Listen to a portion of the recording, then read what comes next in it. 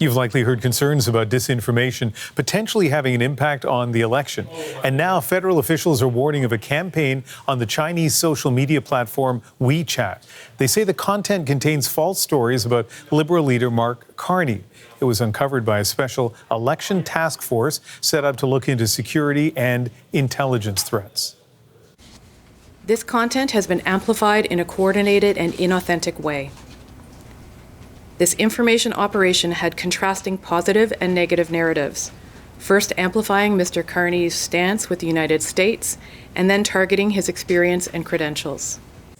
The task force says the WeChat account involved is linked to the Chinese Communist Party, but it didn't find any interference that might actually affect Canada's ability to hold free and fair elections. So, what does all this mean? We're joined by Heidi Tworek. She's an associate professor of history and public policy at UBC. So, broadly, first of all, what's your reaction to this report? I'm not surprised that this is happening. Actually, researchers and the public inquiry into foreign interference have all led us to believe that this was something that was almost inevitably going to happen. But it's good to see that we are being warned in real time so that Canadians know that these kind of things are occurring during an election. And what do we know about what happened here? So what we know is that there was some information that seemed to be being spread through what platforms and others call coordinated inauthentic behavior, meaning it wasn't just individuals who were making these comments.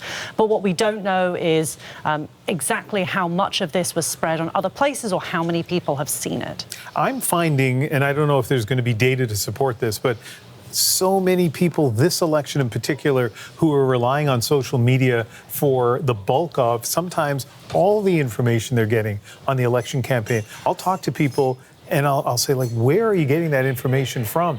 From an academic perspective, does it worry you? Is that your sense, first of all, that we're relying heavily on social media, and does that worry you?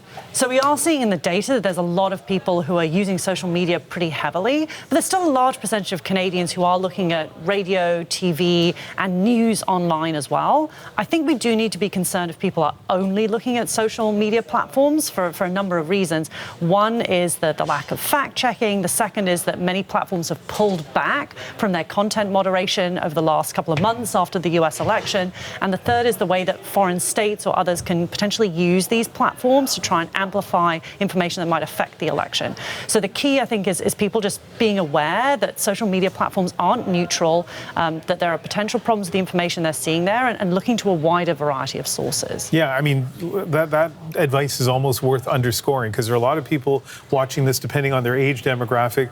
It might be Facebook that they're relying on. It might be X that they're relying on, TikTok. You know, you can divide the demographic, the audience, into those various demographics. So again, what advice do you give people, especially at an election, when it comes to consuming media generally, social media specifically? So one piece of advice is, if something seems too good to be true, it potentially really is. If you really want to share something, double check on another platform or with a trusted news source that this is a real story. And the other thing I think to be aware of is that there's such a low barrier to entry to generating problematic content. You can whip up a deep fake in about 30 seconds. So not trusting every picture that you see, and just understanding that people may be posting it for reasons that are not just to inform you. Yeah, you know, there are at least two levels here. There are the individual people who, for better or worse, are spreading the message that they feel is legitimate. Sometimes it's not. But then there are these state actors, right? So the Chinese Communist Party. I interviewed the head of Canada's cybersecurity agency, I guess probably about 2 months ago, and he repeated something they've talked about, that Iran, for example, North Korea, Russia, some criminal organizations working in cahoots, I guess, with governments. What concerns you the most? So I think that the concern for me is that people will use that as their sole media environment, right? That people aren't going to look to a wide variety of sources, and that now we have platforms where a lot of this is happening much more unchecked than before. It's so much easier for foreign actors to really swiftly amplify this kind of information. So that's why I'm urging people to look at a wide variety of sources, to be a little bit skeptical and critical of things that seem too good to be true, and to also, I think, finally be aware that a lot of this is also happening on more private platforms. So WeChat is an example that uses more like text messages, WhatsApp, Telegram, and those are places it's even harder for a lot of us to actually, as researchers, gain entry to. Yeah, you have contact with university-age students all the time. You're a professor at UBC. Given what you're seeing, does it make you optimistic or pessimistic about how we're handling social media?